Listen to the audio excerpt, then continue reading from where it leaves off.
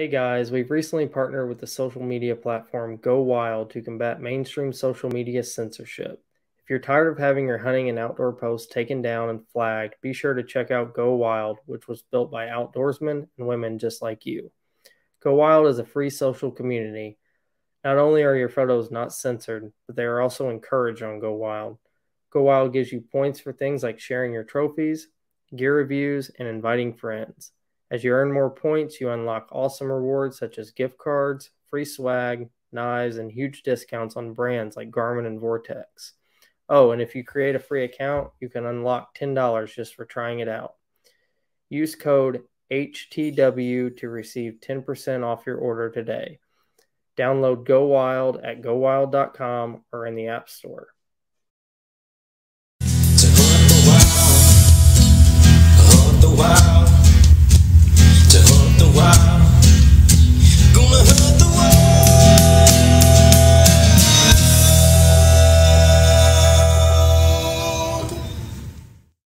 Hey everybody, welcome back to another episode of the Hunt the Wild podcast. I'm your host, Adam Bowlds. Today I'm joined with Brayden Ware of GoWild. How you doing, Brayden?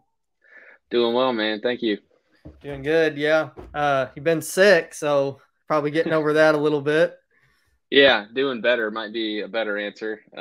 This coming off the flu or whatever you call the Great American Outdoor Show crud or something like that. They've got the SHOT Show crud it's known for. It's just everybody kind of comes out not feeling super well. Well, could you introduce and tell everybody a little bit about yourself and kind of how you got started in hunting and the outdoors? Sure. Yeah. So Brayden Ware. I work for GoWild right now. I live in just a little bit north of Louisville, Kentucky. I'm in southern Indiana, actually not too far from old Adam. Learned that recently, so we might be doing some hunting together. Yeah. Yeah. So I got introduced to hunting when I was like 15, probably. So I didn't grow up in a family hunting. Nobody in my family really hunted. I have a grandpa that's got a lot of land, but we would just go out there and fish and hang out, and he had a pool and stuff like that. But my uncle actually got some land and decided he was going to start hunting, and he just got bit by it, just loving it, like dove straight in. And so naturally, he's kind of pulling me along, and he's like, "Hey, man, you need to get into this." So he actually got me to get my license and do the hunter ed and all that, got a muzzleloader. And we actually shot what we thought was a doe, but ended up being a spiked buck. My very first season hunting, and I played baseball. It's like all my life, all the way up through college. And really after that season hunting with my uncle, I kind of dropped hunting. Like I just didn't have time. High school baseball really picked up, and I got real serious about chasing that down, and so kind of fell away from it. And then kind of cut to moving back here from Tennessee when I was at school, and was working at a marketing agency, and just living downtown and not super loving it. And so started fishing again, and then we'll talk about how I came into GoWild a little later, but I kind of just started wanting to get back into the outdoors, and I still had a lot of the stuff I needed. And honestly, GoWild and my friends at GoWild and a friend I met later are what pushed me back into it real seriously. So that's where I'm at now. I hunted last season, first season of bow season, and it was a lot of fun, but we'll talk about that as we go. I won't just go into everything. So was your first deer kill, was that with a muzzleloader? It was. Yep. Yeah. I don't hear that very often. No. It was I didn't have a rifle or anything like that, and my uncle kind of just was like, this is real easy, just grab you a cheap muzzleloader and cheap optic and we'll go. So yeah, usually I hear of course shotgun or rifle, and then I hear like a bow, but never, I don't think anyone's ever told me they shot their first deer with a muzzleloader, because there's a little that goes into it as far as like, you don't just put a bullet in, you got to kind of know what to pack the charge and make sure it's packed well and make sure it goes off and stays dry. And that's interesting. It was fun. So you just came home with the crud from the Great American Outdoor Show. Can you kind of tell everybody what the Great American Outdoor Show is and kind of where it's at and everything? Yeah, so it's a consumer show for basically everything outdoors. It goes down in Harrisburg, Pennsylvania, which I had never been there before. And basically 200,000 of your very best friends who love what you love are walking around a huge building where they do like huge livestock and farm shows and all this stuff. And there's entire halls dedicated to like the different things in the outdoors. So you've got like your outfitters, you've got your tactical stuff, your archery wing. There's an entire 3D archery shooting room, like huge exhibition room where people stand up on platforms and shoot. So people will be walking in with their bow and they'll go shoot and do stuff like that. Huh. I mean, it's everything you could want. It would take an entire day from 10 a.m. to 7 p.m. to like at a mild pace walk through every single aisle. I mean, it was, Wow. we would see the same people walk in and walk out at like at about that interval, 10 a.m. to 7 p.m. You'd see them once Wow. at 10 and then again at 7. So That's a big building. Is that the first like trade show or show that you've worked? Did you go to the ATA? well, I actually missed ATA with COVID. Uh-oh. Man, Yeah, you have man, a thing for bad getting luck. sick. I know.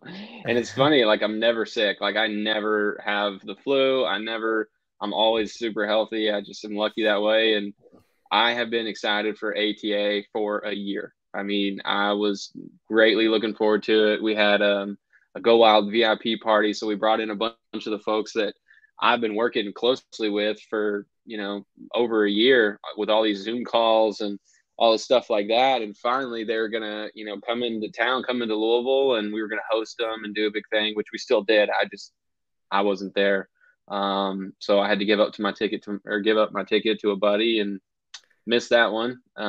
So this was my very first outdoor trade show working. I went to like the RV boat shows and stuff like that in Louisville every year growing up, but this was my first one like working a booth. So it was a That heck of a one to start with. that sucks that you had to miss ATA because it's so close to you.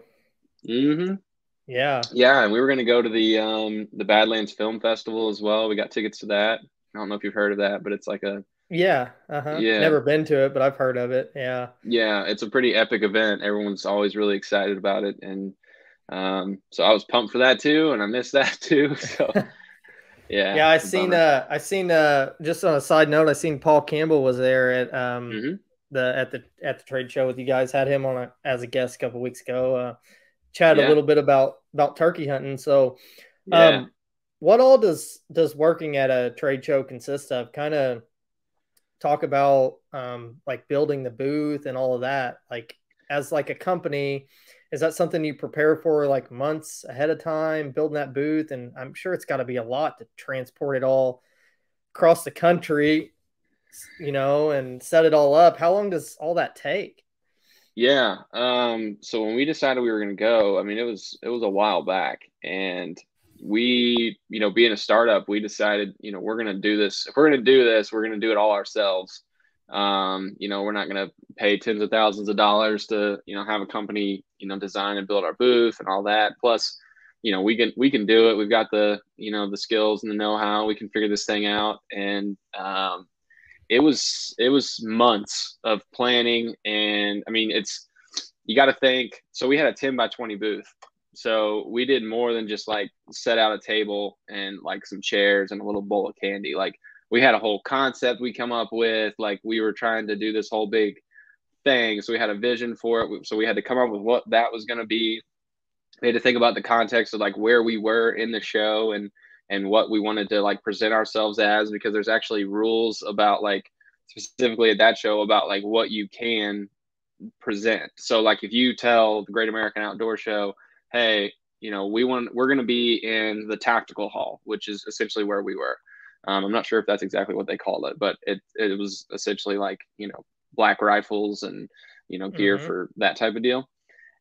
You can't go there and then just sell hunting stuff or do an entire fishing booth, or like you have to follow their rules and do what you said you're going to do. So GoWild does everything. So we kind of Yeah. like we Kind of we puts you were guys able in a to. weird spot, doesn't it? Yeah, we had to chameleon a little bit. We had to come up with like the concept was built around like censorship in the outdoors and censorship for rifles and guns on other social media platforms and things like that. So it wasn't super hard for us to fit that mold while we do a lot of hunting and fishing stuff. So we were able to really kind of mix everything together and lead with tactical. But yeah, so we spent months, literally building board by board a booth. So we had a big, great long wall that was 8 foot tall and 20 foot wide that was put into sections that then we could then screw together. So once you can build it, but then you've got to think about, you can build it at home, but you got to think about building it at a show.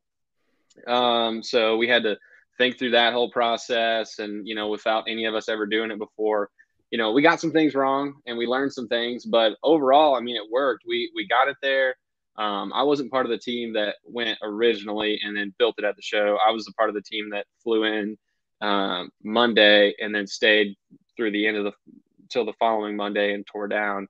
So I got the pleasure of tearing it down and carrying large pallets and glass cases and product and stuff out of the show with the flu.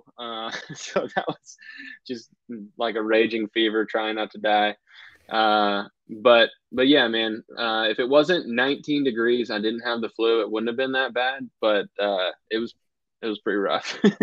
So we learned a lot and we got some ideas for ways to improve. And yeah, and then actually working the booth was part of your other question. So you pretty much show up in the morning about an hour before. You try to leave the booth without taking down too much, but you want to make sure things don't get stolen while you're gone. So we would, we would screw all these boxes down so that, it'd be really difficult for someone to get in. We had, tens of thousands of dollars of merchandise there that we wanted to make sure was safe. So we'd show up, unscrew everything, and then we called it merchandising. So basically make everything look pretty, set everything out. We would hang signs and really get the booth ready. And then they would sing the national anthem.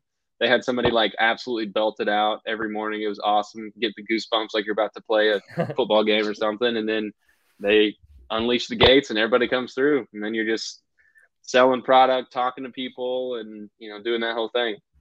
Yeah, it's crazy that you have to think about theft at something like that. But I guess if you guys have to leave or something, there's still people walking around probably all times of the day and night. So correct. Got to secure everything down security. just like a store. Exactly right. Yeah. I mean, they do have security, but it's like, how much of your inventory are you willing to put in somebody else's hands? It's like, you got to think if somebody was going to go try to jack stuff from people, they'd probably take the easy stuff. So we just tried to make it difficult. If somebody was really motivated, they probably could have found a way, but yeah, that's how we thought about it. Security guard might be trying to snag a free t-shirt or something. Yeah. Well, we left t-shirts out because we were like, hey, if somebody steals it and they wear it, free advertising, it's no big deal. So I guess you guys, there was a pretty big turnout there then, huh? I saw ATA seemed like the numbers were lower. I was kind of curious about this. Yeah, there was definitely a lot of people. Like I said, I had never been to any show or this one before. I was told that they broke their attendance record on the first Sunday. That I wasn't there. I came the following day. But everybody said it was like absolutely jam-packed, shoulder to shoulder, like all the way through the halls, which would have been a massive amount of people.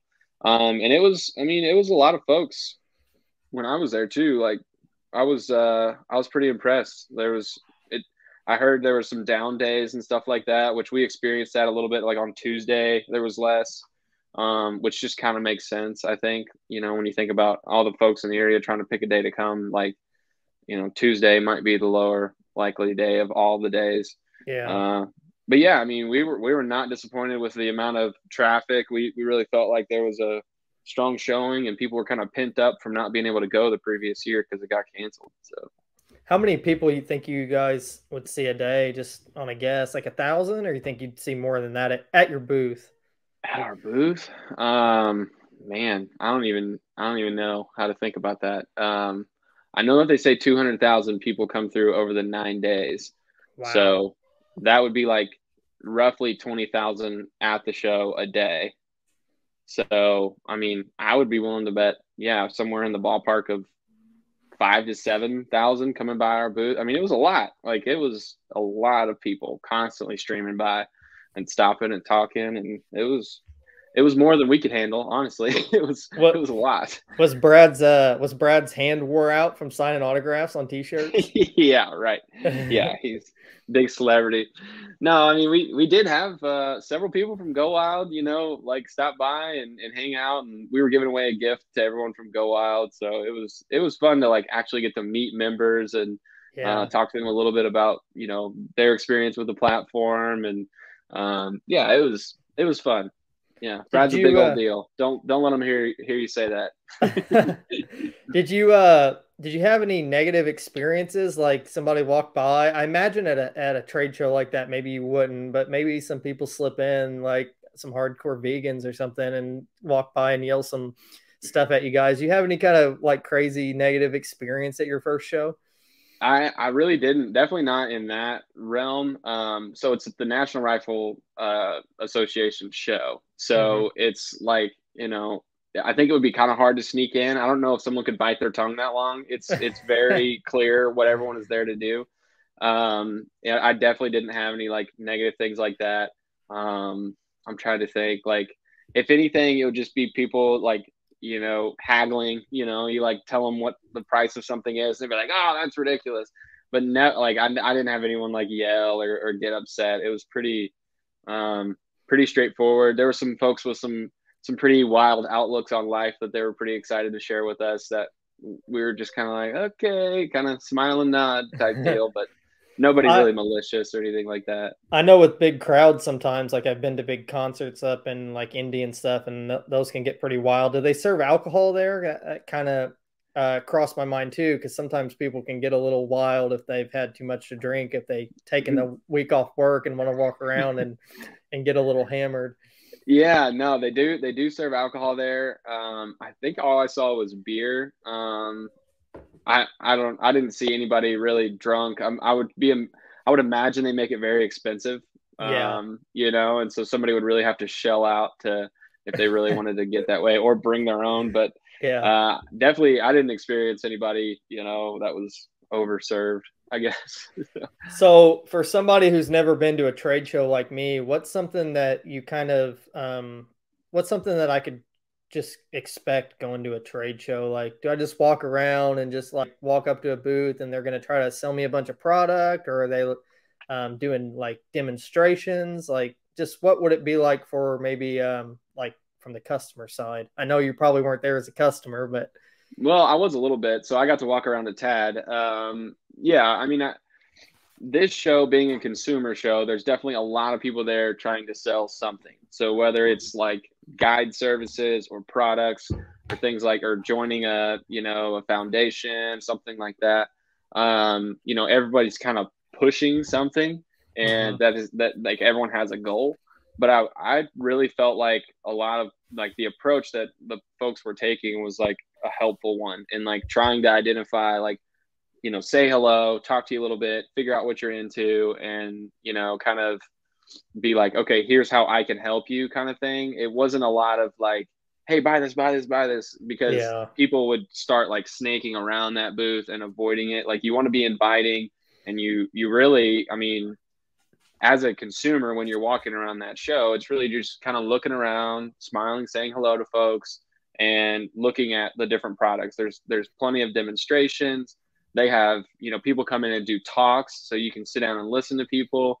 Um, you can really make it whatever you want it to be. You can walk straight down the aisle and, not acknowledge anyone, but after work in the booth, like, we're humans, we're not trying to be, rude or anything for the most part. It's just, we're selling product, and legitimately some people want the things that we're selling. So we're, trying to get eyeballs and, sell them. So I would say, like, if I give a tip to a consumer, like, have a rough idea of the booths that are going to be there, and then make kind of like in your head, at least, like, here's the top 3 to 5 booths or things that I want to see when I'm there, because it can be super overwhelming. Like there's just tons and tons of stuff. And if you walk in there with no agenda or no idea at all, you're going to find yourself just kind of, looking all over the place, and you might leave disappointed because you didn't get to see what you wanted to see ultimately. Is there an advantage of me maybe coming there to buy something over maybe just going to whoever's booth, or whatever company's website and buying something? Is it usually stuff that hasn't been released yet? Is there like discounts? It depends on the show, and it depends on the company, I guess. Most of the time, you're going to see discounts, and you're going to see like exclusive, like they call them show deals. Okay. So like a lot of times, because the company doesn't have to ship the product, they can make a deal on it, or sometimes they can sell it cheaper legally there because there's less regulation. It's more of kind of like an exchange. So there's some things like that, especially at the end of the show, where people have driven a bunch of stuff to the trade show and don't want to take it home. So now you can really wheel and deal and be like, hey, I see you got a bunch of whatever's back there. I doubt you want to take those. What are they going for today? Kind of thing. And, we did that. We made deals and, cut people some pretty sweet deals on the last day for sure. So people got that money burning a hole in their pocket. Yeah, that's right. Yeah. So I want to transition to kind of how you landed a job at GoWild. I know you said you worked at like a marketing agency before. Were you in the outdoor space then, or was it something totally unrelated? And how'd you end up linking up with GoWild?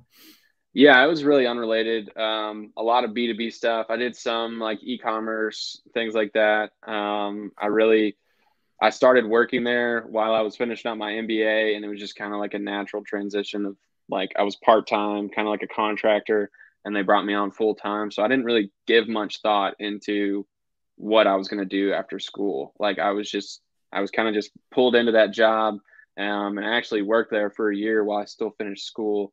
And so I really didn't think a lot. I was just, trying to get through life, make some money, get through school, get through job, whatever.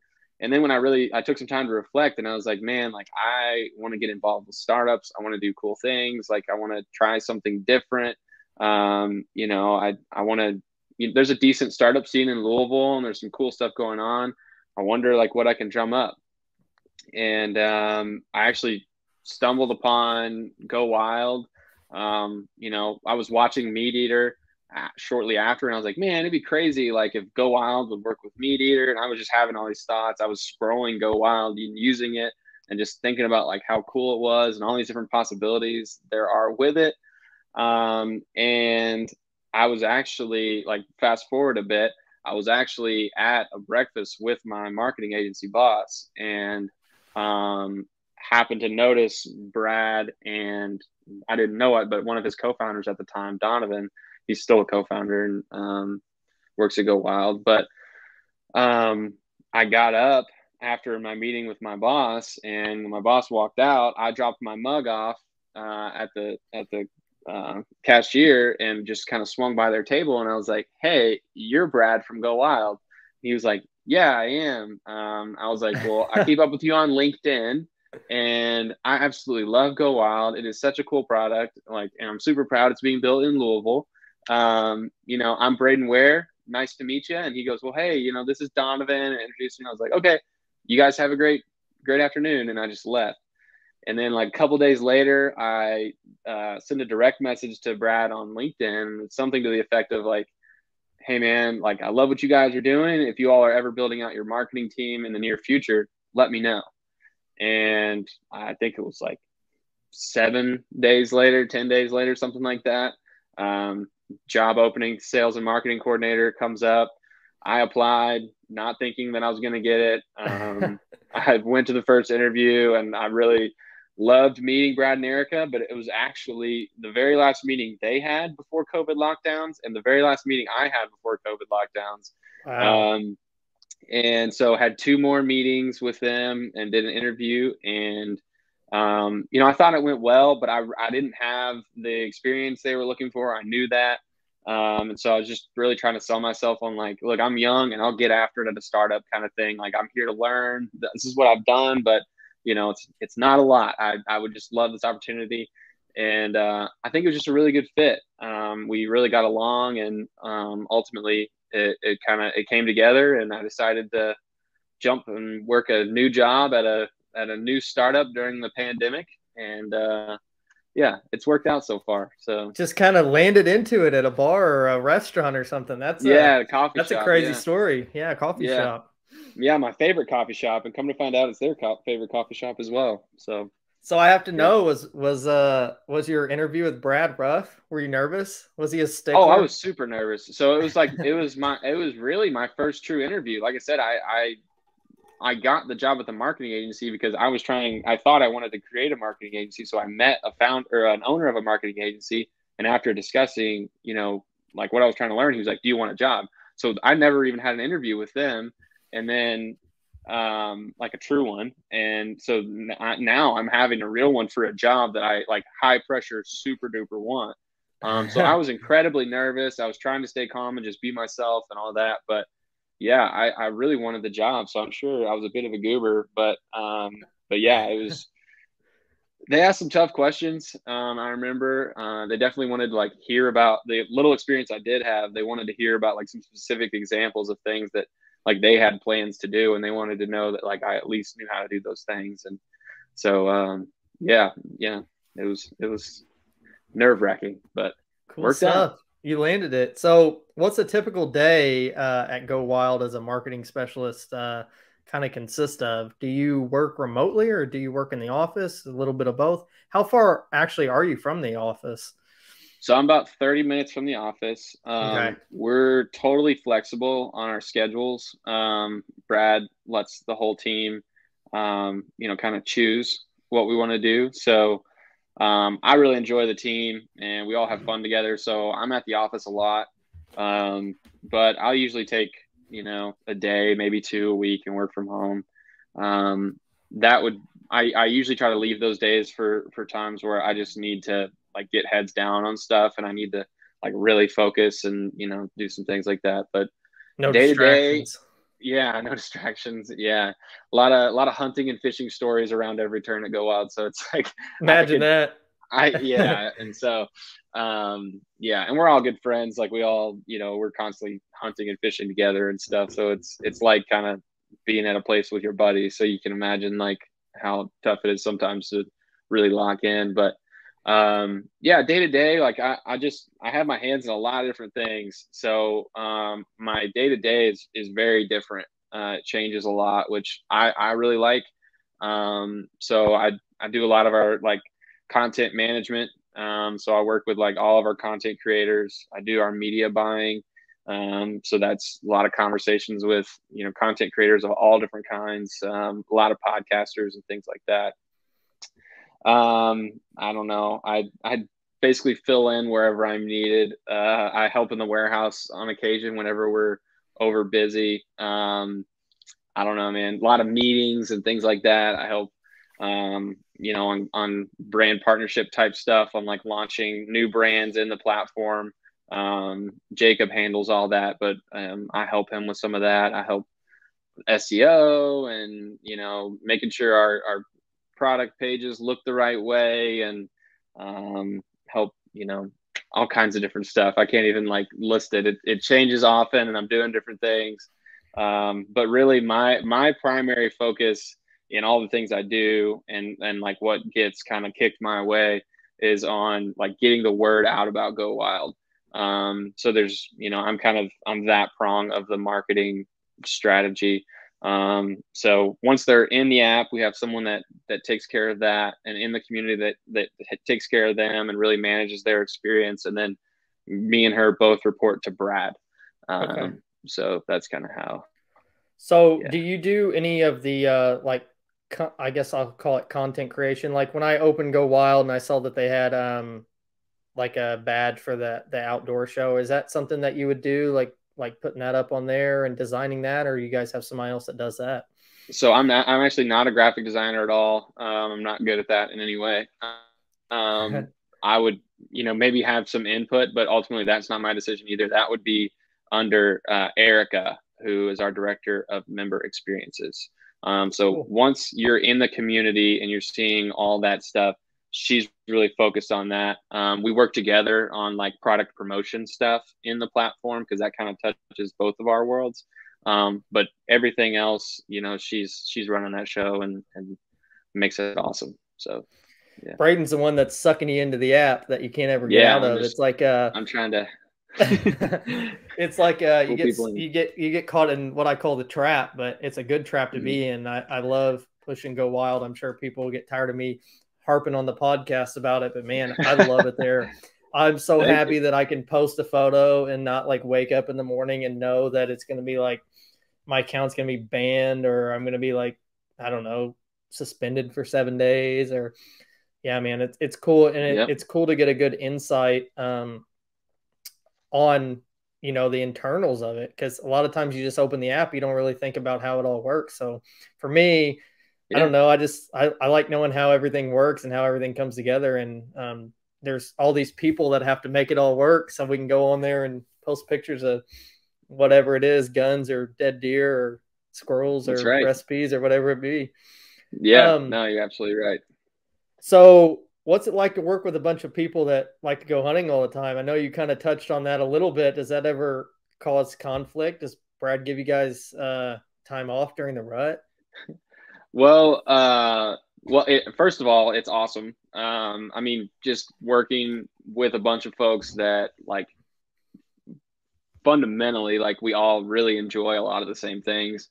And so that just kind of, overall just makes it such a fun place to work and like hang out. Just like genuinely, we enjoy being around each other. Like I'm going fly fishing with a couple of my buddies from GoWild Sunday morning. So like we're constantly doing stuff like that. That's not like a GoWild sanctioned event. We don't have to do that. Yeah. So we actually started a show based on this. It's called Uncensored, where we literally just come in and we talk about basically what happened over the previous week, in the outdoor world. So like whatever hunting trip or fishing trip or whatever, we've been talking about like Great American Outdoor Show a lot recently, just because that's all that any of us have been able to do. But yeah, so ultimately, like we're coming in and we have to not share those stories so that we can talk about them for the first time on the podcast. But it came out of, we would show up on Monday and spend just a ton of time, like, this is what me and so-and-so were doing this. And it's just, we're constantly talking about stuff, asking questions and learning. Brad, you asked about, do we get time off during the rut? We don't get dedicated time off specifically for the rut, but Brad really is awesome about just like, if you get your work done, it doesn't matter, like if you need to go do something and handle something, like go do it. And all of us, we really care about Go Wild. We're still such a small team. There's only like 13 of us full time. Like we care about Go Wild. We're not looking to like cheat out on work and like ditch or anything like that. So he knows that if we're going to, ditch out at 2:00 so we can get in the stand at 3 and maybe catch the last few hours, like that's not a big deal. He specifically one time, maybe I'll tell this story in a little bit. Like I told him a story of what happened the previous day and he was like, "What are you doing here? Go get in the woods." Like he told me to leave. He's like, "Go." Like, you're like, "Is that an order?" Yes, sir. Kind of thing. So, that's awesome. Yeah, it's good knowing that if you leave a couple hours early, you can catch up maybe when you get back. Exactly. You don't necessarily have to be there 9 to 5 or whatever the specific hours. He's not a babysitter at all. He really he cares about the work getting done, and getting done well. So I appreciate that a lot. I think it makes a lot of fun to work there. Yeah, definitely. Do you guys ever eat any crazy wild game at the office? People always bringing in like, I don't know, goose hearts or chicken feet or something. I don't know, something wild and crazy. Coyote maybe? No, not coyote. We did some beaver in a crock pot. That was pretty good. I think it was like beaver roast. I can't remember. We've done goose pastrami. Brad is a big fan of deer heart, so he smokes a lot of deer heart. He does like backstrap cold all the time and brings it in with like cheese and crackers, and I don't know. There's a lot of stuff kind of coming in, but it's not like every day or anything like that. But especially like if we have any type of team event or anything like that, we're always trying to work in wild game somehow. So I've got to try some stuff. Like I never would imagine I'd eat beaver. It was actually pretty awesome. Like it was pretty good stuff. So who's the you can give him a shout out. Who's the beaver killer at GoWild? Well, that one was Mike Larson. If I remember correctly. He doesn't work at GoWild. He sent it to us. Derek Tolles is the resident beaver trapper killer around GoWild, though. He works a lot in the warehouse and helps us with like fulfillment and things like that. He's also a firefighter. But yeah, he's big. I invited him to come fly fishing with me Sunday, and he's like, "No, I'm running my last good trap line that day, so I can't come."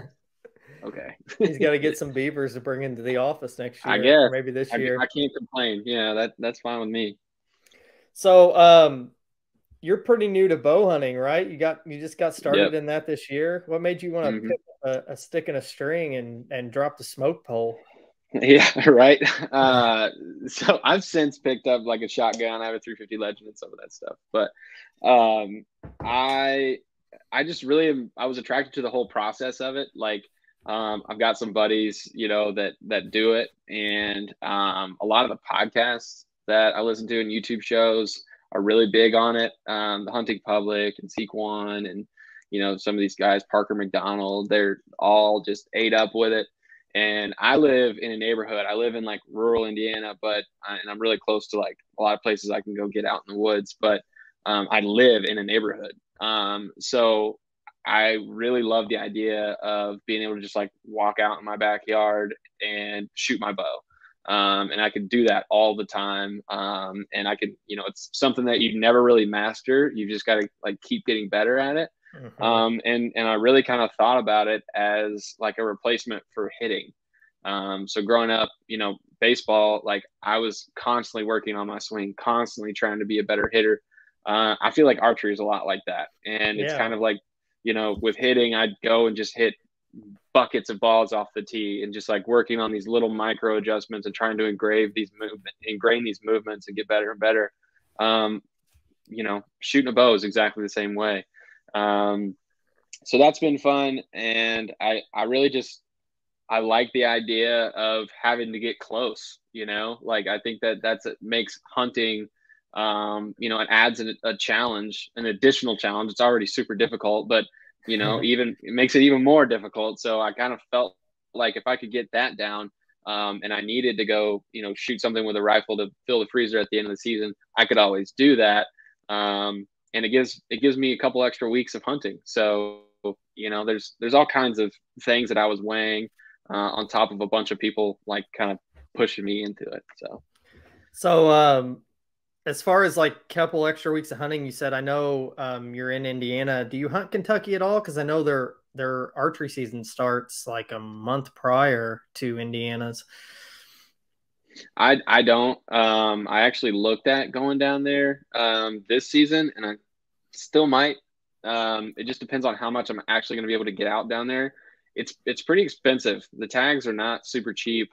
And public land is. It's about 300 or 350, I think, for an out-of-stater, which is hard to bite when you live like 20 minutes away like I do or you do. Yeah, right. So, and it's all the public land pressure over there is also a lot higher. So I'm not super attracted to that. I really love hunting public land, and I don't know. I'm sure I will eventually. I probably still will this fall. I'm kind of apprehensive right now. It's the only negative, man, is it's hot. It's 80, 90 degrees and the mosquitoes but if you're dedicated, you can make it happen. I'm still trying to kill a velvet Kentucky buck. I started hunting Kentucky 3 years ago, I think, and I haven't been able to seal the deal, but I'm going to keep after it, man. I don't know what I'm going to do if I shoot a deer at 90 degrees, but I'll figure it out. Better hurry. Yeah, Is what you better definitely. do. So, when Yeah. you were selecting a bow, can you kind of talk about the whole shopping process and what you looked into as far as this bow over that bow? Was it price range? Was it what someone recommended? Did you just buy one on GoWild and have it shipped to your door? What'd that kind of look like for you? So I actually met and had meetings with Alec Wayman from Bear Archery, and he does a lot. He does their marketing over there, and I kind of like got in my head like if I ever were to get into bow hunting, I'm gonna shoot a bear. I really love like the whole Fred Bear tie-in and history and story of it. Um, That's what I so shoot. that's what you shoot as well? Awesome. Yeah. I didn't know that. And so it's just I really felt like I had that preconceived kind of idea. And once I really like was boiling down to like I'm doing this, what am I gonna do? I truly just felt like for someone getting into it for the first time that they had the best like value options for like what you're gonna put your money into it and what you're gonna get out of it. I felt like it would give me like an awesome experience, you know, like as archery wise, it's not like cheapo and it's not going to break and it's not going to, you know, be a bad experience. It's going to keep me from doing it longer, but it's going to like, you know, be a true taste of what it's really like. And then if I wanted to one day, you know, jump up to one of their really high end, I mean, Bear has expensive bows Yeah. that are, you know, super, super nice. But I didn't go that route immediately. And then Alec kind of helped me out. He gave me some direction. He narrowed it down. He was like, you should be looking at these three bows, and here's why on each. So I ultimately went with the Whitetail Legend, Mm-hmm. which is Yeah. it's actually back there in Fred Bear camo, of course. So I yeah, I looked at that one as well. I ended up going with the Bear Legit. I don't know if you're yep, familiar with that one, but yeah, looked I at that one. actually bought a new bow last year. But prior to that, I had been shooting a used youth Bear Young Gun that was probably made in like, if I was gonna guess, I don't even know, 2008. And I really loved it because it was short axle to axle, and I'm not a very Yes, big guy, so right. um, it only went up to like 46 or 48 pounds. But I mean, Mm-hmm. it was enough for me. I shot tons of deer with it, so I didn't have any Whatever issues. works. I got to the point where I wanted to shoot mechanicals, so I was like, I'll Uh, buy a bow that I can maybe crank up to 60. Bought some Rages, took them back, never even got them out of the package, and just stuck with the Muzzy. So I don't know, maybe I yeah, should have kept that other bow. But I love Bear, man. They for anybody wanting to just get started, they have great packages that include all the arrows, the whisker biscuit, the rest, mm-hmm. whatever. Man, I love Bear. If Yep, I there's definitely more expensive bows. Maybe for me, I think going more expensive would just maybe make a lighter bow. But because that's bear yeah, bows are a little bit heavy. But I mean, other than that, I mean, at the price difference, I'm like, there's not really that much difference, you know. And bows are so they're so with it now. They're so fast and everything. It's not there's not a huge difference for what you might pay double, triple, quadruple the right. price for a naked bow. Yeah, and I mean, I think a big thing is I think my bow in particular is super quiet. Mm-hmm. I really like that about it. But if I could do like one day, what I will upgrade, I'd like to have you know the dual cams. I just think Yeah. having a better let off would be really nice because I have a shoulder injury, and so it's sometimes really tough for me to hold steady for a long time. I can do it long enough, but I worry, you know, if I did pull back early that I would have a really tough time like staying steady. Yeah. So I have to practice that a lot. I'm getting better at it, but it would just be nice to have you know a little more let off back there. So What yeah, kind of overall I love it.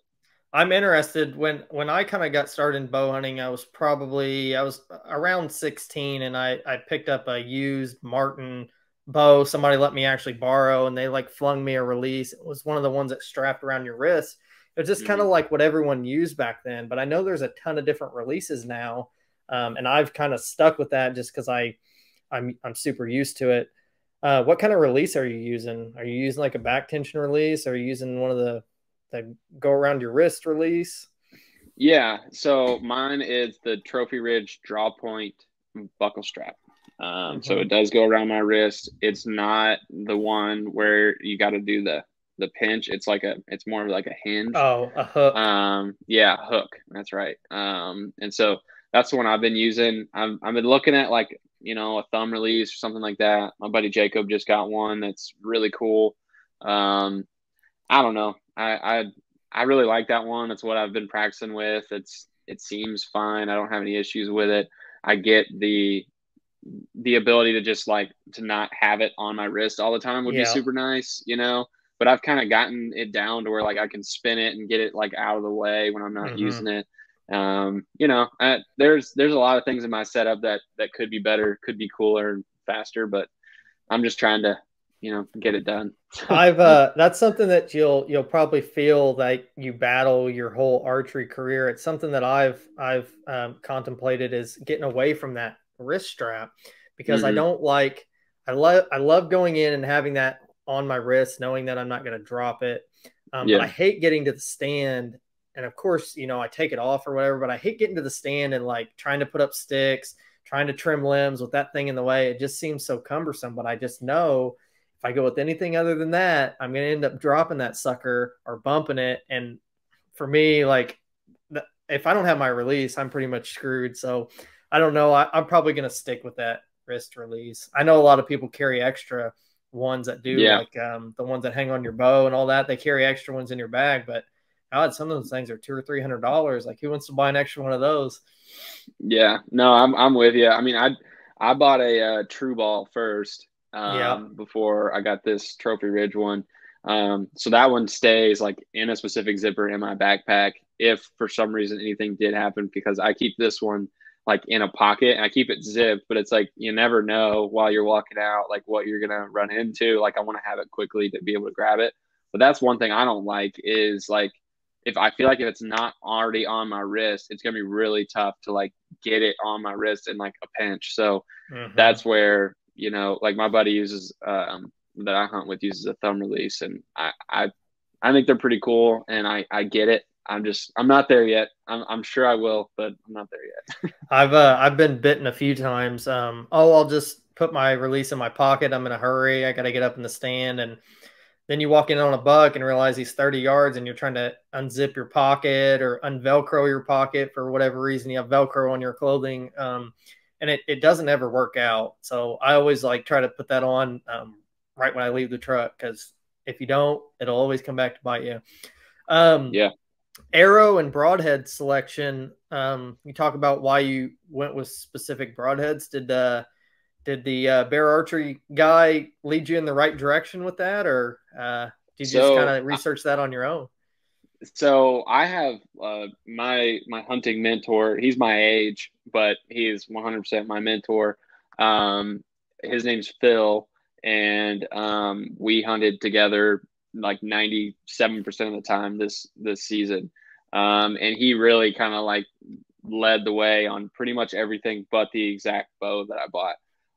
So he really pushed me towards some fixed broadheads. I got the G5 Montec broadhead. So I really like those. I think the thought there is just, the no failure, right? So like there's some horror stories with mechanicals and all this stuff. But then also it's there's some shot forgiveness there where like if I did not place, the perfect shot, hit a little bone or something like that, it's more likely to punch through and be a little bit more forgiving.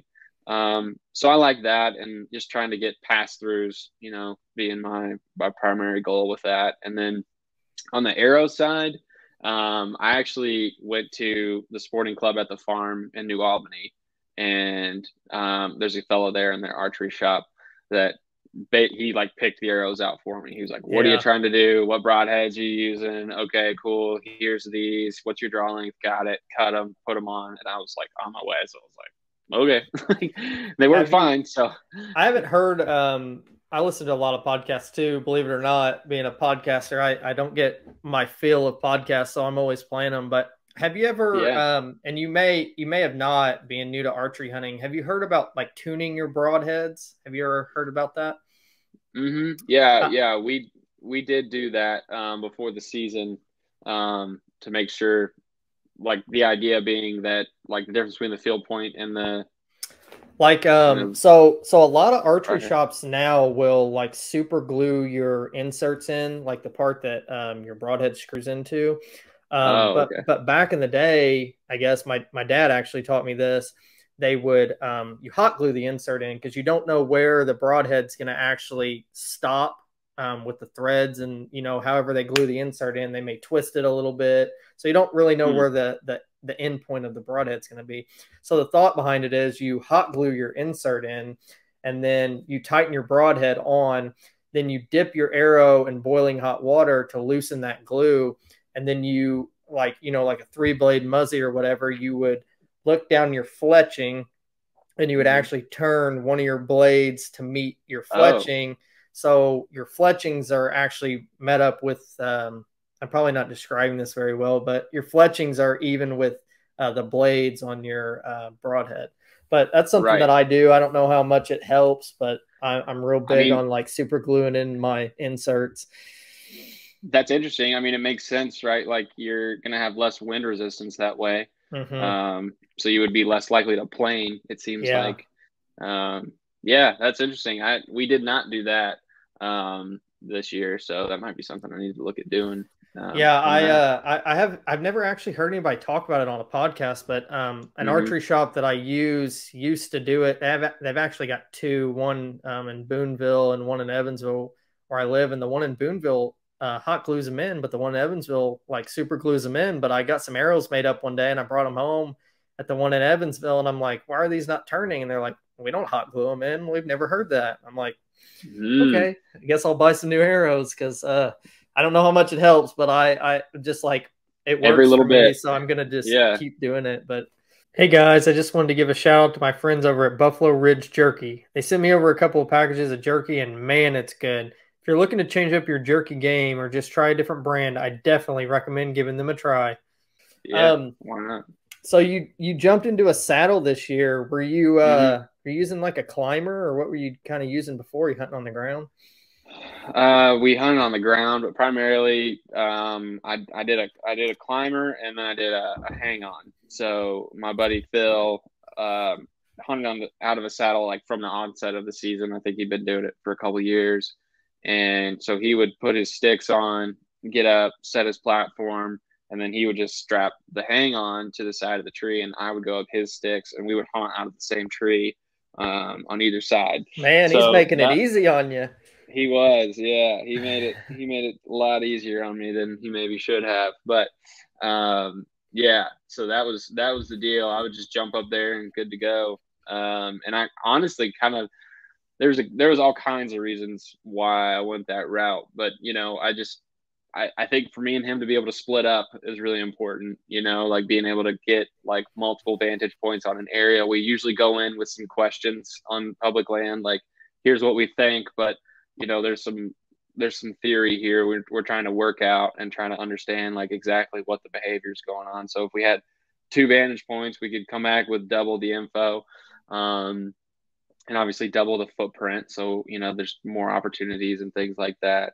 Being mobile is super important. Being able to like change plans. Mhm. That's something like with the wind or weather changes, being able to jump from location to location. And then I honestly hunting public land and lugging a hang on around. I did not like it. I thought it sucked. I hate, especially a climber. I mean, we like to get out, like we like to go Mhm. places, and he's a big digital scouting nerd, so he'll find these little pockets of where he's like, I think it's interesting that this is here, and here's this, and here's that, and so let's go out there and see what's going on.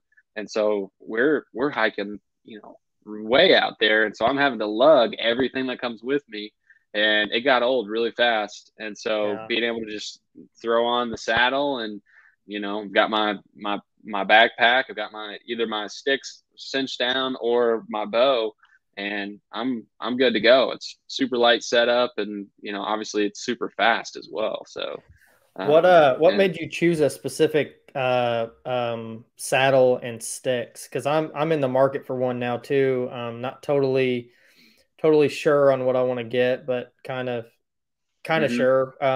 Was there specifics you looked for, or did you just go off recommendations? So I went with tethered, Hmm. because one, Phil uses that, but also like the hunting public uses that, and Yeah, dang near every other podcaster I listen to uses that brand. But I liked the Phantom saddle, yeah, because it has that adjustable bridge. You can like adjust the comfort level with that. And I just really feel like tethered is doing it better than anyone else. Honestly, I feel like they're thinking through a lot of the problems that saddle hunters have and coming up with solutions for them. So like they make a platform that's super strong, like the Predator platform, but it is incredibly light. Like it's shockingly light. Like you feel like almost it's not strong enough to hold you up, but it definitely is.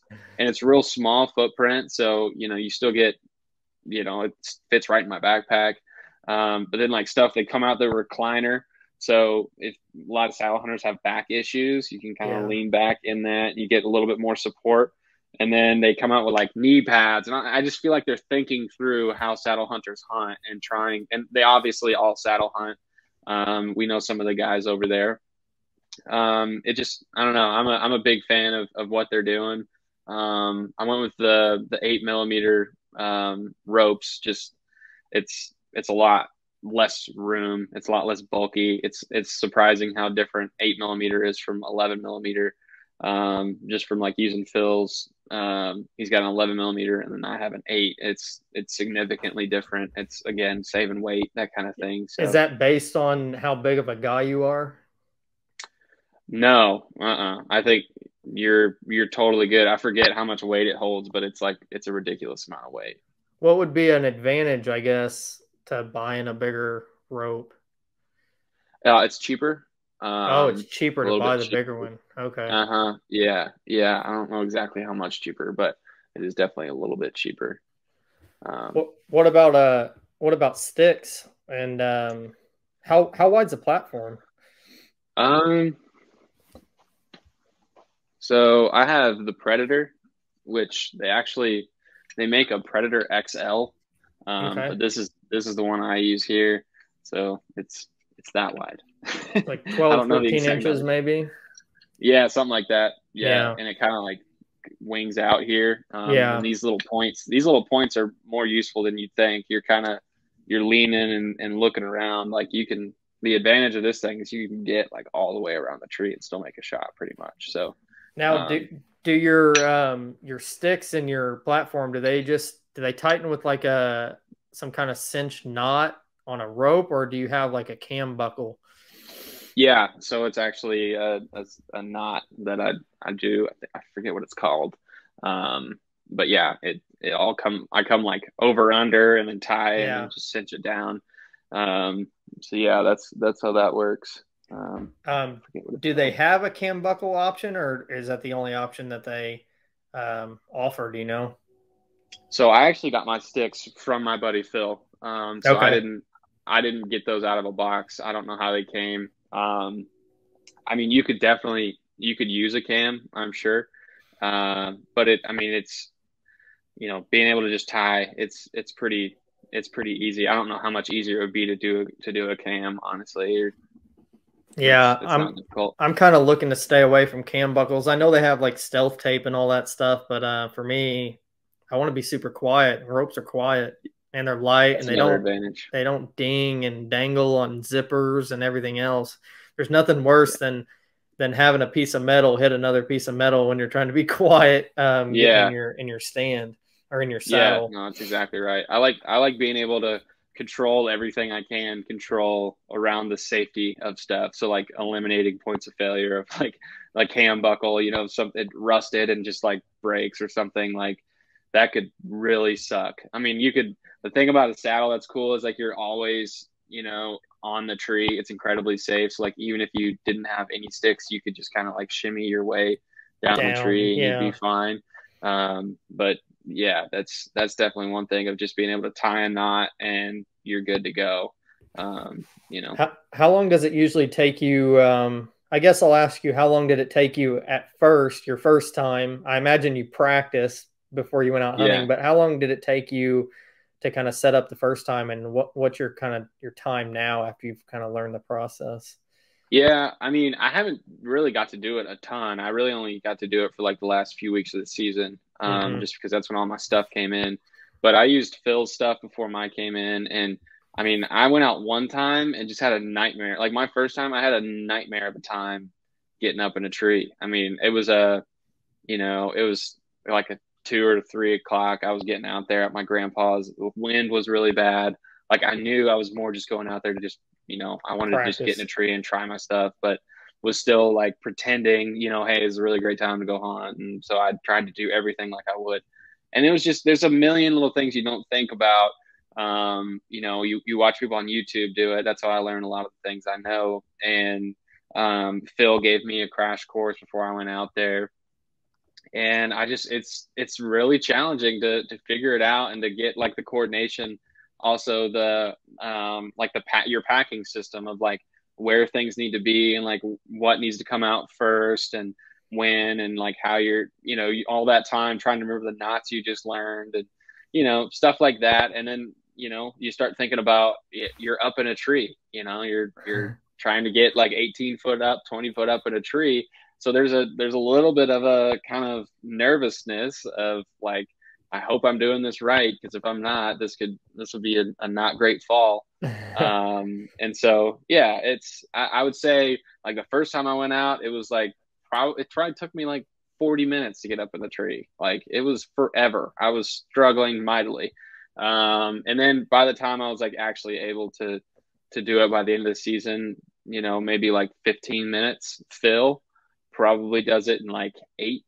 Like he can really zip up there and get ready to go quick. And that's my goal for the season to get to that point. But yeah, there's a lot of little things that kind of add up along the way that if you don't have them down, it just compounds time. And the more time you're like hanging onto the tree, shaking, sweating, the longer everything else takes too. So Yeah, I yeah. imagine it takes a little bit of time too, getting used to breaking it down at nighttime.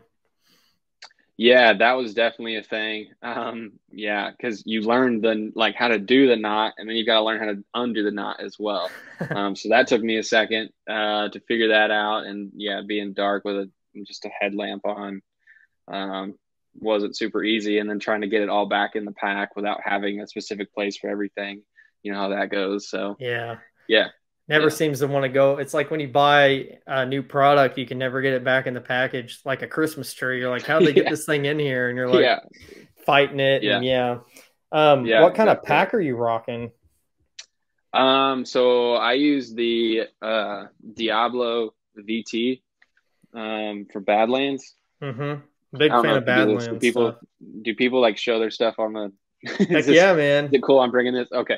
Yeah. Uh so yeah, the Diablo Badlands VT. I really love this thing. It's semi-structured back here, so it's got like a metal bar, so it takes some of the weight off. It's vented, so when I'm hunting in September, it's not like absolutely killing me. It integrates with a bino harness, which I don't have a chest rig yet, but so you don't have two straps, you can just have it right there on your backpack. And then it's got a waist strap, a chest strap. My pistol fits in the side pockets here. I mean, my entire saddle hunting setup is out of this thing. So Yeah. it's like just big enough without being, ridiculous and heavy. It's super light. It's super quiet. Waterproof, all that great stuff. So I'm a big fan. Yeah, being light, that's something definitely that I struggled with this year. I was going in with a climber and filming equipment and camera arms, and by the Yeah. time it was all said and done, I was at like 60 pounds. Looked like I was chasing elk out west. It's Oh, like I've got to to tune it back a little bit. I've got to go lighter because I mean those climbers, you put them on your back, they're not that bad, but then you go adding two Nalgene bottles of water in September because it's 95 degrees outside and all that other stuff, it adds up quick. Those things are light by themselves, but not light with everything else you need. No, and they're like real cumbersome and real big, and like Yeah. yeah, you're just banging into stuff. Yeah, yeah, What's tough. the biggest thing you um learned as a first year saddle hunter? Is it probably just the breakup or the putting up and takedown, or just being more mobile, or Um, yeah, I mean, I think I like the mobile side of like there's less consideration on like whether you can get up in a tree versus like yeah. how are you going to get up in the tree. I really like that element. And then like shot angle stuff. So like with saddle hunting, you're actually like positioning yourself behind the tree, facing the direction of like your ideal shooting lane. So really, it's you're using the tree as cover. And so you're learning to like shoot around and lean and kind of get a feel for all that. So, there's some different elements to it, but ultimately, like I learned it's a lot lighter. It can be a lot faster. I'm not yet, but yeah, and it's incredibly mobile. So that's something I've really liked about it. That's something that I really turns me on about saddle hunting too. Is I always struggle with this. Yeah, I can't get my climber in this tree. I can get it in that one 50 yards away, but I need to be here. And when you're Yeah, rifle hunting, it doesn't matter probably. But when you're yeah, archery hunting, 50 yards is a long way. yeah. Right. Yeah, Yeah. absolutely. Yeah, definitely. So I imagine it has to be pretty different to shoot a bow out of a saddle. I know this is your first year. You probably didn't shoot a whole lot out of a stand, but um, you think that takes a whole lot to get used to shooting out of that versus maybe standing up or sitting in a summit or something? I mean, I didn't really think so. I mean, I think it's, if you've shot out of a stand before, like the angle is roughly the same. I mean, you're still trying to make sure everything's level. There's definitely some angles out of the saddle that like me as a first time saddle hunter, I would not take that shot. Mm-hmm. Like I watched Chris B. Chris B does he's got a couple videos about like different saddle hunting angles, and like he's obviously like a world class, bow hunter and all this stuff. So he's taking some crazy shots, and he was shooting like Yeah. targets and stuff like that. But I'm like, you can do that with the saddle. Maybe you shouldn't. So I just stuck to what I was comfortable with, and it's not that much different, and it's honestly like I felt more secure and safer doing that because sometimes like I can have my feet on the platform and my knees on the tree. And so I'm actually a little bit more connected. And I always knew that like I was very secure to the tree. Like that's something that I really liked about it. So I wasn't thinking about as much, and I was able to just kind of, relax and kind of think through the same things I was thinking through, like while I was shooting on the ground a bunch and stuff. So I didn't think it was like a ridiculous adjustment. There's a couple points that Phil and I are going to work on this summer, getting ready for things, but overall, not that much different. You guys like to run together? Any plans of taking a camera along in that saddle? Man, I don't know that there'd be a whole lot that people would enjoy of me videoing myself, but Phil has mentioned it a couple times. We've just got so much to figure out. We kind of just fumble and bumble around out there a lot, and it's like I don't know. I think we got a ways to go before we unleash Yeah. that on the people. That makes it. And it's so It goes much from about like extreme to very extreme really quick when you go yeah, tying all that self filming and gosh, all that stuff and hauling in camera yeah, equipment and yeah, um, what exactly. kind of what kind of changes do you plan to do to your setup this year? Anything you learn like some buckles are making noise on your backpack, or maybe you're gonna go with the cheaper ropes. I don't know. Not that. I'm gonna run my own sticks this year, which like this past year we shared the same set. And so being able to like have my own, we'll be able to like truly separate and do some things. And I mean, I think I'm definitely going to implement the recliner thing. Hmm. I didn't get it. Just I felt like it was kind of a frivolous thing. But Yeah. I've had so many people, like I'm 6'1", and I'm a little, it's a little, it's not the most comfortable. I've got back problems and shoulder problems and neck problems and stuff just from being a ding dong my whole life. And so I think being able to like recline a little bit, it takes some of the pressure off my back and my knees and stuff, so that I can hang a little bit more comfortable for a longer period of time. I don't know. Those are the two big ones I've been thinking about, but I don't have a ton really, just because I had just gotten into it very seriously at the end of season. I've definitely got a ways to improve on like on my organization too. Yeah. One thing that I've seen guys use that I don't have is like this. I think it's called a his strap, like HYS strap, and it goes around the tree, and it's got like all of these little things you can clip into, which That will I think would help me. change your life. Best So $30 you you'll use ever one of those? spend. All Yeah, I right. do. Okay. Done. Yeah. All right. I'll get one. And I don't know if mine's like Hunter Safety System brand. I thought I had it in my desk, but I don't. But it's actually, I'm not sure what brand mine is, but I know that that strap basically goes around and attaches with a cam buckle, and it's got 4 or 5 of those hooks. You cinch that thing up, but you may go hunting the first time and be like, man, I wish I had another hook. You don't have to go buy another system and hang 2 hooks. You can just buy an extra clip and feed it onto that belt, and you can add as many hooks as you want. That thing is life changing, man. No, I believe on that. public land, you can't screw stuff in. Yeah. Right. So another thing that I bought this year, I think it's called a Doyle's hoist, and it's around $30 too. And it's basically a retractable dog leash, pretty much.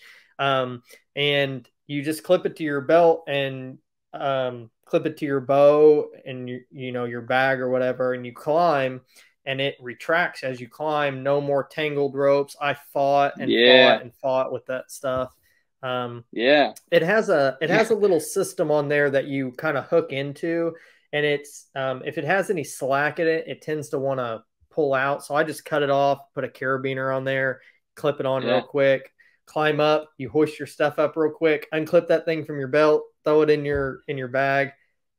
Best thing ever too, man. That's awesome.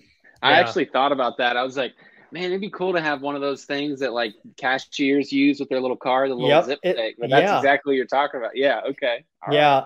I ended up, I know Muddy makes some, and this like Doyle's brand, it might not be as popular, but I ended up going with them because I read that the spring system and everything in there, I think it holds like something stupid, like 300 pounds. So I was like, I'll just spend the extra $10 and get the one that holds more weight, because I was using like paracord, and I would have on my climber, I'd have two strings of paracord hanging down, one to pull up my backpack, one to pull up my bow, and then by the time I get it all up there, it's all knotted, and those things are life changing, man. They really are.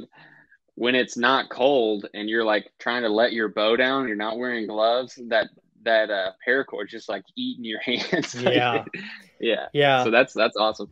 Those retractables, those are. But yeah, it's funny you mentioned that, like the Hunter Safety System thing. I started using that this year too. I love that thing. You can pretty much get it in any tree that's like, I don't know, 6 or 8 inches in diameter.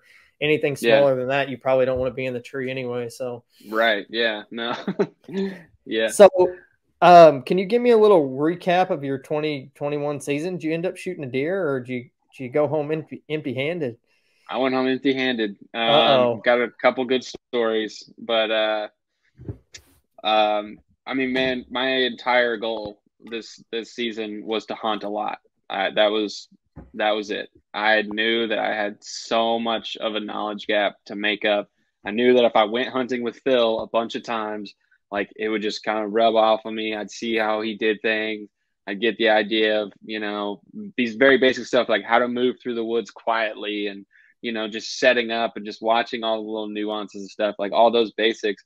But then there's like, learning like what tree is what tree, and like what's a food source, and like what isn't, and what how to position yourself between different points of interest, and finding transitions, and all of these different topography. Like, it's just a very, very, very long list of fundamentals, not to like scare somebody out of it, but like if you really want to be great at deer hunting, there's a long list of fundamentals that you've got to get before you really can start like thinking the game and understanding how to get after it. So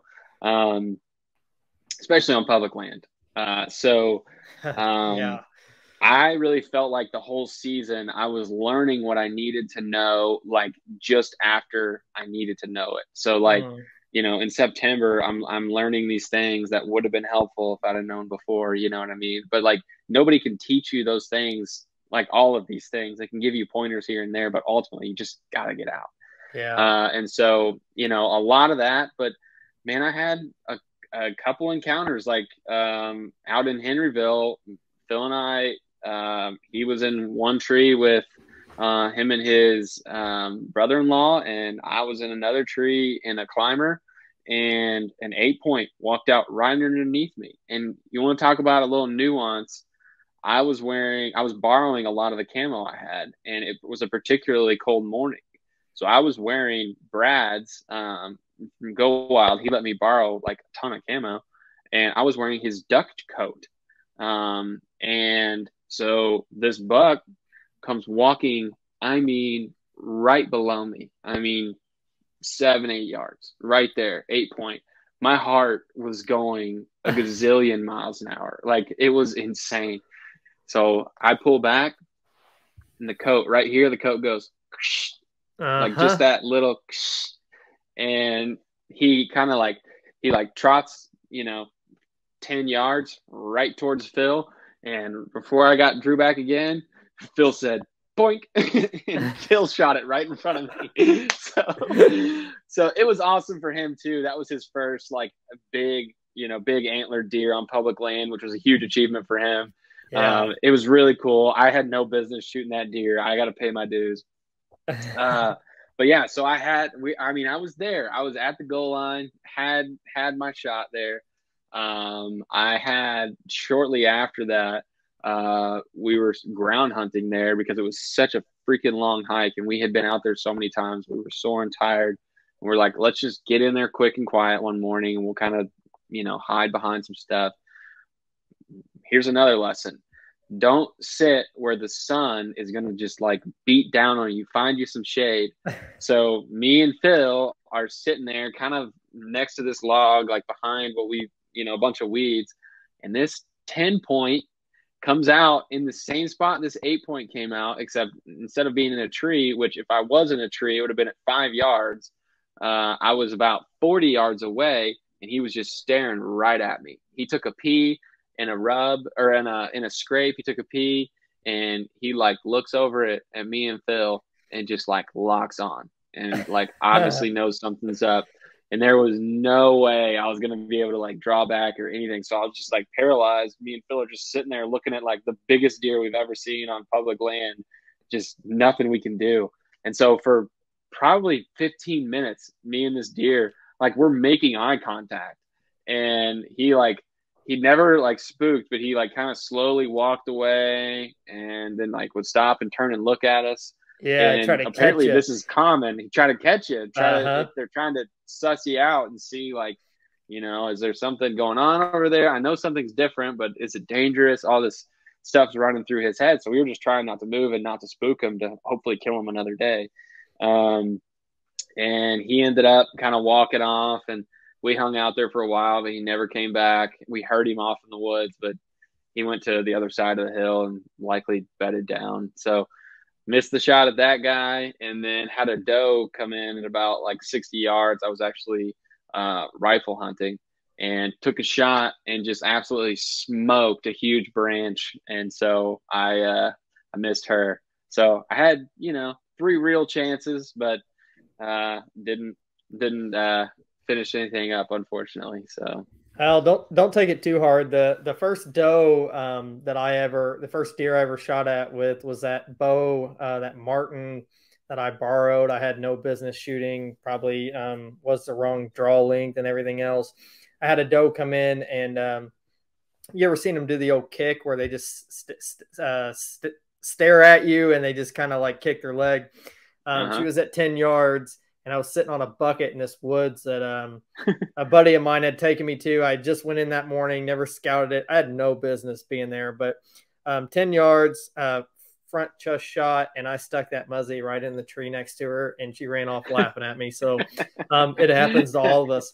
Yeah, it's funny that you talk about the loud clothing, because something that I wear First Light now, which is super quiet. But when I was buying camo and stuff from Cabela's and Bass Pro, and I'd go there and shop once a year, maybe pick up some new stuff.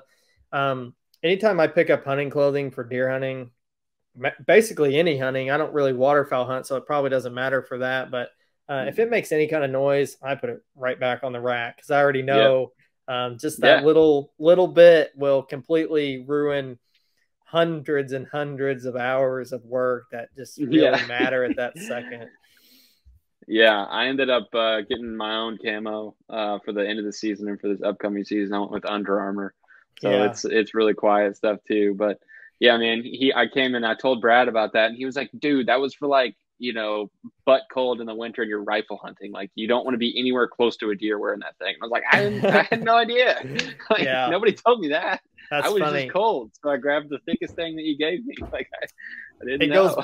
It goes back to you saying people can tell you all this and tell you all that, and you can listen to all these podcasts, but until you go out and make that mistake, it won't really truly stick in your head. Now you've got that ingrained. Like, you probably went home that night and you're like, I'm not wearing that ever again. Like, you got to learn from your mistakes. Yeah. It's the best teacher. So once deer season's over, what's your plans like now? I know you said you're going to do some fly fishing. Didn't we talk about you hunting some rabbits or something a couple weeks ago? Yeah, I did. We went and squirrel and rabbit hunted and deer scouted. Honestly, we were out there, you know, doing a bunch of stuff, and we ended up seeing we saw like 3 rabbits and a few squirrels, but we didn't end up shooting anything that time either. We're more like nature enthusiasts that just like carry guns around, I guess. I don't know. So I'm game for that type of stuff. Might go coyote hunting Saturday, but you know, it's just I just love doing stuff outside. I'm gonna fish an absolute ton this spring and summer. I love bass fishing. A lot of my buddies bass fish a lot. Really into trout fishing. And fly fishing in general. So like I got a new 8-weight rod, so I'm gonna try to fly fish for some bass. You know, I'm ate up with all this stuff. Might go do some steelhead up in northern Indiana. I'm game for it. I'm not a big hiker. I don't like to just hike for the sake of it. But other than that, I'm into it. So pretty much anything the buddies are into, I'm game if it's outside. I've touched on this before, but I'm going to touch on it now just because you kind of made this analogy. You said that you're not real big into like hiking because maybe you like to take from the woods or something. I don't know. Like, you want to bring something home. So you're a big fisherman. So I want to ask you this. I'm super against, not that I like keep over my limit or anything, but I'm like super against going fishing and throwing the fish back if they're sizable for me to keep. And I talk to a lot of guys that bass fish, and they're like, you know, obviously, like, I'm not going to keep like a little 12-inch bass. Like, if it's a decent size, like 3-4 pound bass, like that's big around here. Like, I'm taking that thing home and eating it. And these guys that bass fish, which you bass fish, are like, no, it's like a sin to eat a bass. So are you that way? And if you are, it's okay. But what is the deal with that? I don't think it's a sin to. I don't personally do a lot of it. I'm ate up with the process of catching them. Like, I'm addicted to just like bass bites hook, and then I fight bass, and then I just let it go. You know, I'm not a very skilled cook. And like I said, I didn't grow up, you know, with like hunting and fishing being a large part of my life. My dad didn't, you know, teach me to do that. He taught me to play baseball. We had, you know, a great relationship and all that stuff, but that wasn't part of what we did. So I'm kind of deficient in that way of like, even if I did catch a fish that I would like to eat, I would probably do it a disservice on my own. Like I would need someone to like help me in that process. So I've got buddies that are that way. Derek that I was talking about earlier, like first thing he does when we go to Hatchery Creek to catch trout is he catches his 5-man limit or his 5-fish limit at the top, and then we go down and try to catch bigger fish. So you know, I'm not against it. And the reason I don't like really hiking, I say, is like I like the sport of something. Like I don't feel like I want to be chasing something and have a purpose for like why I'm out there. So like I might not like hiking, but I love scouting. You know what I mean? Like I'm not just walking aimlessly. Like I'm looking for something and I'm thinking about like things and trying to come up with a plan for deer season, stuff like that. So I totally get that. Okay. Yeah. Yeah, I totally get that hiking thing. Like, I always say, not that I have anything against national parks or anything. That's all great, but I'm not one of those guys that's going to go to a national park and hike around some trail that like 500 other million people are just hiking around, a 10, 15, 20-minute trail. I want to be like out there seeing stuff. Like, I feel like obviously people have probably touched it, but I want to be somewhere that I feel nobody has touched. I want to be on the adventure. Like, I don't want to go to Alaska and visit a national park. Like, I want to go out there and like be on the verge of death. So I totally get the adventure part of it. So do you catch any crappie? I love to crappie fish, but I see people do that with flies, don't they? Yeah, I mean, my buddy Jacob does. I've done bluegill and stuff like that. I usually, if I catch crappie, it's on accident. Like I'm pretty exclusively bass, when I'm doing that. I know you're one of those guys. I see it now. Yeah. Yeah. I don't have anything against it. Like I said, I'm just like super ate up with bass fishing, and like, I tend to like fixate a little bit, I'm like always thinking and learning about like bass fishing or rainbow trout fishing or deer hunting or turkey hunting coming up. Like right now I'm like very fixated on fly fishing and turkey hunting because like that's what's coming up. And so everything I'm reading and listening to is about those things. So, I'm sure that I could get talked into, being pumped about crappie hunting or crappie fishing too, but I just haven't yet. So I think it's for me, I'm really weird. Like I'll go sit in a tree stand knowing that 9 times out of 10, I'm probably not going to see a deer or even shoot a deer, but I'll sit there for 8-10 hours, whatever it might be.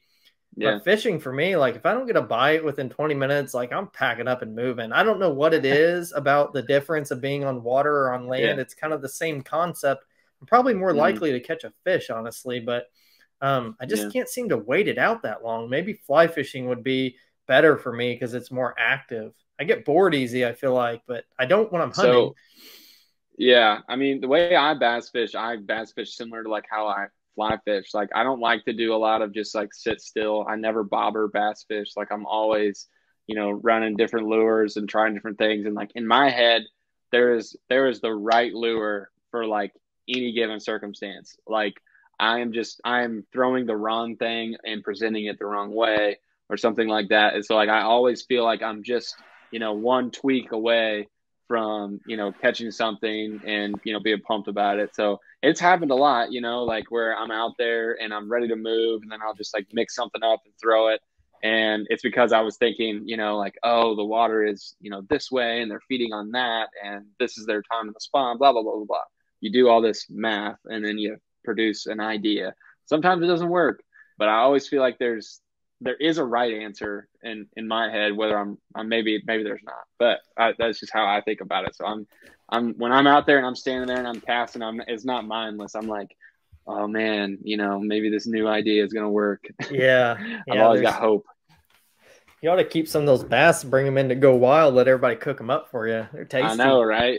That might be something I need to add to my repertoire is cooking this summer and figure that out. So we talked a little bit about maybe you work in Kentucky, you live right there. Other than like maybe Kentucky, you got any plans to travel and hunt in the future? I know it can be expensive. It can be. I mean, Phil and I literally like we had a chat closer to the end of the season, was like, man, let's like plan out some trips and stuff, to go out some places. But he's expecting a baby soon, and there's just variables like that make it kind of tough. We definitely talked about going to Ohio, try to get a buck tag. I mean, there's just some honey holes there, and it could be really cool. But where's the honey holes at? Yeah, right. So we're trying to think through, some places to go. But the way I feel about it right now is like I really want to get good at hunting where I'm at. Like I really want to figure out my backyard, and then maybe get too big for my britches and go after an elk or something like that. Like obviously that would be incredible. But that elk hunting is a dream, but it's not even really like on my radar. I don't have any actionable goals towards that. I think going to Iowa would be cool. But I don't know. I don't have a ton. I would really enjoy like getting to go hunt with a lot of my friends I've made, from GoWild, like of, creators and like podcasters and stuff like that, people that I just know from the platform. And like, I love bringing people into my world and like showing them like, this is where I fish and this is what I use. You should try this and like, and kind of teach them. And I think it'd be super fun to, just go do stuff like that. I don't really care where it is as much as it would just be a blast to like go learn somebody else's world and like have them kind of teach me their ropes and kind of deal. So I don't know. Two things here. One, GoWild should do some kind of thing with all the DNRs where they give a discount on out-of-state tags. I don't know if you earn points, you get like 50% off a tag, but man, that would be awesome. Probably never possible. That would be awesome. They'd lose a lot of money. Never know. Never know. Secondly, does GoWild ever do any sort of like regional meetups or anything like that for like their members? Adam. Am I touching on something new, huh? Yeah. So this year we will be doing some of that and potentially some really massive stuff that I can't talk about. But I can say that we will be doing some meetups this year. That's part of like the stuff I work on. So I know we've got some budget and time earmarked to do that. Hopefully in a time when COVID and all that stuff we'll find a spot where we can go and we don't have to worry about a bunch of stuff. And obviously would want to do it safely. So there's a lot of things to consider, but we are super interested in doing that and doing it upright. So keep an eye out. That's coming. Yeah, I definitely will. It would be super cool to meet up with a lot of those people. I chat with a lot of people on GoWild, and almost feel like I've known them for a long time. They've become my like online social friends. It's just a weird thing. It's almost like you feel like you need to meet them. I know. Yeah, I'm the same way, man. I got a bunch of people like that on there. So you said Ohio, so this brings me to this question here. I just got a couple more. You're talking about going to Ohio possibly. Do you ever feel like Indiana is an overlooked state? I always feel like, the hunting public, all the big podcasts out there, they're always talking about going to Iowa, they're going to Kentucky, they're going to Ohio. Why has nobody ever come to Indiana? Why has nobody ever talked about Indiana? Because there's some giants killed in Indiana, especially southern Indiana where I'm at on the Ohio. There is some giants. Yeah. That's where most of the public land is, it's southern Indiana. And the hunting public actually did come to southern Indiana this year. I don't think a lot of people realized it. But no, I think it's because, there are like more consistently bigger deer, like over the years in some of these other states. I think that's a big thing. We happen to be very close to some of the like most primo whitetail states in the country. But I don't know. The tags aren't like terribly expensive. I'm not like necessarily going to campaign to have a bunch of people come in here and hunt our public lands. But I knew that was coming. I love it. And the more people, the better, honestly. And, it's all good. But, yeah, I'm not totally sure. I'm glad that there is so much competition in the area for like quality deer hunting that, there's not like one concentrated spot like some of the other states have gotten where it's just, everybody goes there and hunts, and it does kind of make for a tough experience. So, I hope more public land does get open so that more people can get into hunting without having all the crowding issues that we're having and stuff in some specific places. Not so much here. I don't know about you, but I don't run into much crowding at all. I mean, I've never, like this season, we didn't run into a single person, coming into our spot or going into their spot or anything like that. I think it's all about like, finding a place where people aren't likely to go and being willing to hoof it out there. But yeah, I think maybe the reason is a lot of people get like a week or whatever to take off work, and they want to up their chances, so they want to go to like what they feel is the best state. Where I'm at, I only have one fish and wildlife area that's really like close to me. It's only about 15 minutes from my house, and it's pretty saturated with people, honestly. Like I wouldn't go in there in gun season. You probably would get shot. But most of the like Hoosier National Forest and stuff, that's all going to be like an hour for me. So I don't know. I'm going to try to get maybe up to Hoosier National. I've never actually hunted up there, which is kind of shocking. We'll go together this year. Yeah, let's do it. We hunt there a lot. Yeah. Yeah. So what's your number one goal for 2022? In general? Yeah. Well, hunting wise, I guess. Hunting wise. Maybe it could be a life goal. I mean, they kind of tie together. You do work for an outdoor company, so. Yeah. I mean, they're definitely different. Hunting, I would say, I would love to take a deer this year. I mean, I feel like a lot of the things that I learned this year, like just how I'm thinking about this hunting season and stuff, is just worlds different than how I was before. And I'm really excited. We're scouting now. So like, yeah. I really feel like we're going to have a lot more opportunities to succeed next year. I don't need to kill the biggest buck or anything like that. I'll be elated to just, take anything. A mature deer would be awesome, but my ego won't be hurt if I kill a small doe. You know what I mean? Like I will be very excited and very proud. Yeah. And then I think like a big goal of mine is just to spend a lot of time traveling with my wife this year. We're going to camp a bunch, and just spend a lot of time together. We got a new dog, and, I think that would be an awesome thing if we could spend a bunch of time just together out in nature and hanging out. So that's a big goal of mine. Take the dog swimming in the lake while you're fishing. Yeah. I don't know how that would help the fishing, but that's all right. Yeah.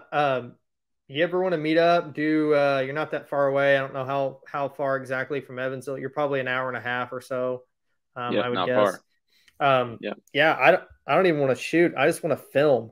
So I'll just go along and film you the whole time. I'm super big into wanting to do that. So if you just want to shoot a doe on camera. Yeah, I'd be down for that, as long as I don't have to lug the stuff around and have to do all the production. If you want to roll with that, I'm game. That'd be fun. You can catch me and Phil being goobers in the woods.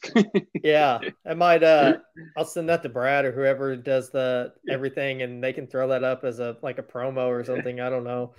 Heck, why not? I guess the last question would be, what would be your dream hunt? Oh man.